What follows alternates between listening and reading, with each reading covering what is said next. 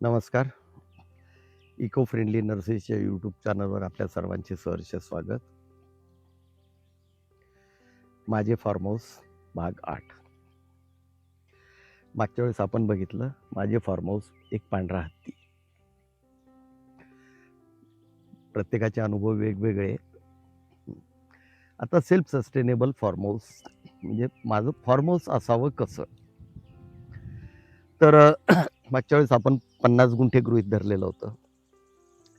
तर समजा हा कोकण पट्टा वगैरे असला समजा, तर आपण एक फार्म हाऊस केलं, तर त्या ठिकाणी सुरुवातीला आपण काय लागवड करायची? सुरुवातीला मी त्या ठिकाणी नारळ लावल. एकरी 60 नारळ बसतात. 50 एकरमध्ये 70 नारळ बसतील. 70 नारळ साधारण आपल्याला जर कधी आपण प्रताप किंवा टी इंटू डी किंवा ती व्हिएतनामची वगैरे जर कधी व्हरायटी घेतली, तर आपल्याला मिनिमम एक नारळ 150 नारळ देतंय. तर 50 नारळामध्ये आपण 70 लावलेली आहेत, पण आपण एक हिशोब धरताना थोडं कमी धरायचं आहे.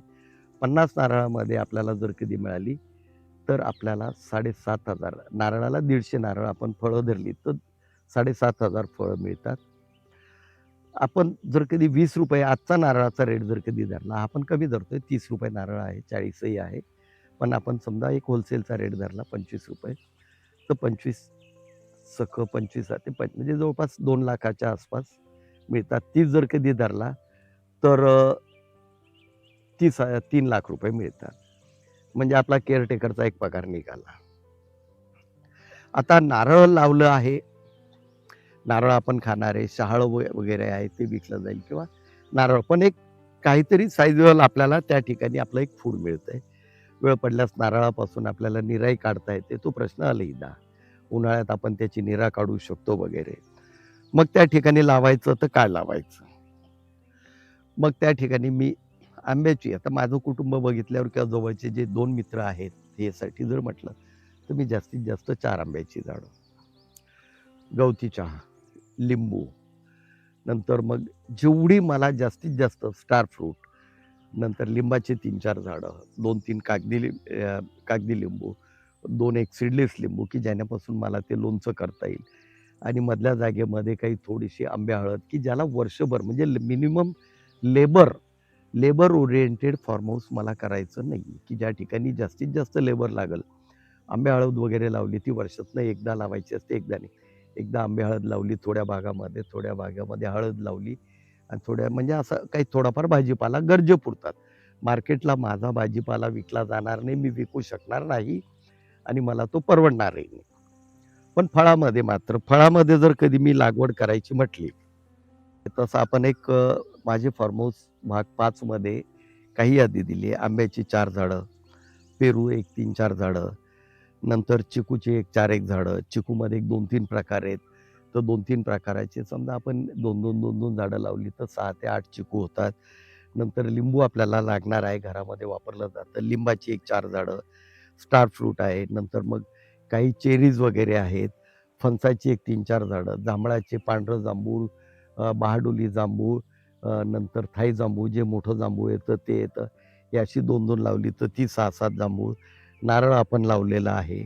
त्याच्यानंतर मग इतर फळझाडांमध्ये जे आहे आपल्याला जी आवडतात, अशी फळझाडं आपण त्या ठिकाणी लावू शकतोय. मग त्या ठिकाणी आता कोकणामध्ये सीताफळ येणार नाही, डाळिंब येणार नाही, ह्या गोष्टी सोडून अंजीर येणार नाही, ही सोडून मग वाटलं तर आपल्याला मग 2-3 माल्टा मोसंबी लावता येईल. काही अळूचे पानं, आपल्याला जे नेहमी लागतं, मग कढीपत्ता आला, गवती चहा आला. मग अगदी जर कधी गरज पडली आणि आपल्याला जर कधी शक्य झालं, तर मग थोडेफार मसाल्याचे नारळ जर कधी वाढलं, तर मग एक 4-1 जायफळाची झाडं नारळाच्या सावलीमध्ये, काही सुपारी लावून त्याच्यावर मग काही मिरीचे वेल किंवा मग थोडीशी दालचिनी आहे, ऑलस्पाईस आहे, तमालपत्र आहे. म्हणजे आपल्या नेहमी उपयोगात येणाऱ्या, की ज्या आपण मार्केटला आपण विकू शकत नाही. कारण एवढं फार्म हाऊस बनवून समजा 40,00,000 60,00,000 आपण जागेसाठी खर्च करणार आहोत. त्याला पुन्हा फेन्सिंग आलं, त्याला कंपाऊंड आलं, केअरटेकर आलं, घर आलं. हा खर्च झाल्यावर आपण भाजीपाला मार्केटला जाऊन विकू शकत नाही, पण गरजेपुरता आणि शक्यतो असा भाजीपाला, की ज्याला कमीत कमी लेबर लागतं. थोडेसे वेलवर्गीय लावले तर ठीक आहे, तर केअरटेकर घेईल काही-काही. पपई लावू शकतो, केळीचे काही प्रकार आहेत ते केळी लावू शकतो. असे जर कधी आपल्याला म्हणजे थोडक्यात हेल्दी फ्रूट मार्केटमध्ये आज जेही फळझाडं म्हणजे फळं आहेत मार्केटला, त्यातलं आठवून प्रत्येकाने एक सांगावं, की कुठलं फळ आपण केमिकल फ्री खात आहोत. आंबा कार्पेटने पिकवून येतो किंवा त्याच्यावर काही स्प्रे घेतली जातात.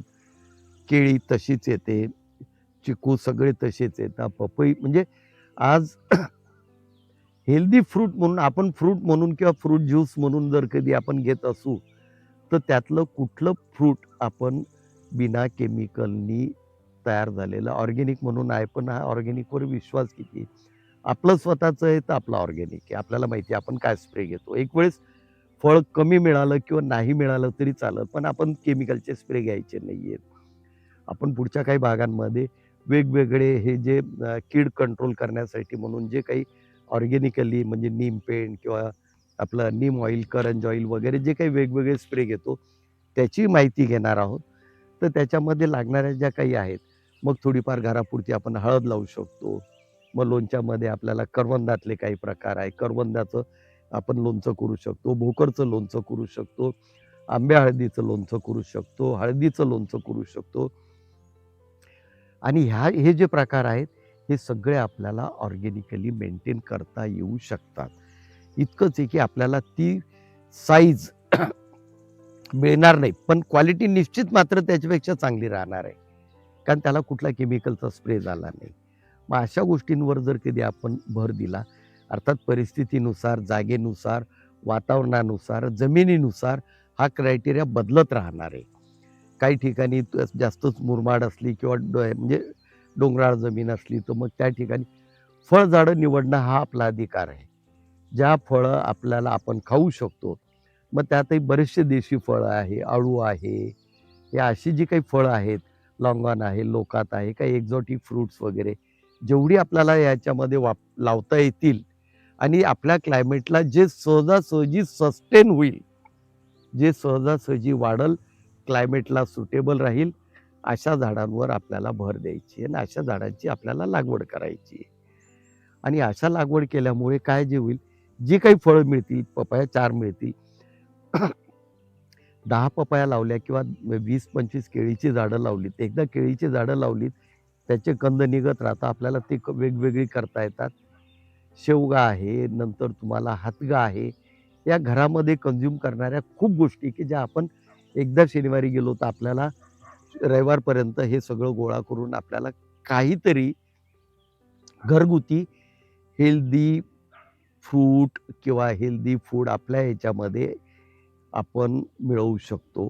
त्याच्यावर जर कधी आपण भर दिला, तर हे आपल्याला एक आंतरिक समाधान राहणार आहे, एक मानसिक समाधान राहणार आहे.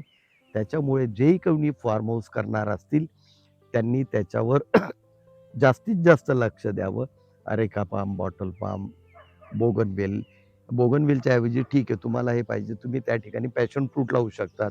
तुमच्या कंपाऊंड तार कंपाऊंडला करवंद लावू शकतात. करवंदामध्ये जंगली करवंद आहे, एक गुलाबी करवंद आहे, अतिशय आंबट आहे, पण त्याचा जाम चांगला होतो, त्याचं लोणचं चांगलं होतं. हे आपण एक व्हिडिओ काढलेला आहे, माझे जंगल म्हणून. त्याच्यामध्ये आपण दिलेलं आहे. त्याच्यात एक राळ धूप म्हणून येतं, शुरा रोबस्टा, त्याची फळं इडेबल आहेत, ते खाऊ शकतो आपण. त्यानंतर हनुमान फळ आहे, लक्ष्मण फळ आहे, एखादी चिंचही लावू शकतो. जर कधी चिंच वापरणार असाल तर चारोळी लावू शकतो. बिलिंबी एक आहे, ती लावू शकतो. बिब्बा ही जंगली फळं जी आहेत, ही काही वर्षानंतर आपल्याकडे एक्झॉटिक म्हणून हीच येणार आहे. तर त्याच्यामध्ये काही मग अगदीच जर कधी आपल्याला तसं वाटत असेल, काही ॲवॅकॅडो म्हणा किंवा मग तुमचं रॅम्बुटान आहे. त्या रॅम्बुटानमध्ये मेल फिमेल आहे. त्यामुळे ह्या गोष्टी ज्या आहेत थोड्याशा अभ्यासपूर्वक आणि माहितीच्या ओळखीच्या नर्सरीतूनच घ्याव्यात. ते या ह्याच्यामध्ये यासाठी की बुवा त्या भागामध्ये ते झाड जगतं का नाही. माझ्याकडनं बऱ्याच जणांनी मँगोस्टीन नेलेत औरंगाबाद वगैरे. त्यांना मी 3 म्हणजे बऱ्याच वेळा सांगितलं की हे तिथं येणार नाही. त्यांनी नेलेत, लावलेत आणि ती झाडं मेलीत. उगाच त्यावर खर्च करण्यापेक्षा आपल्या वातावरणात जे शक्य आहे, जे सहजासहजी शक्य आहे, शक्य आहे नाही, जे सहजासहजी शक्य आहे याच्यावर भर द्यावा, त्याची लागवड करावी आणि हेल्दी फ्रूट आपल्या कुटुंबासाठी हेल्दी फ्रूट आणि हेल्दी फूड हे जेवढं शक्य आहे तेवढ्याची प्रोव्हिजन करावी. चॅनल योग्य वाटलं लाईक करा, सबस्क्राईब करा.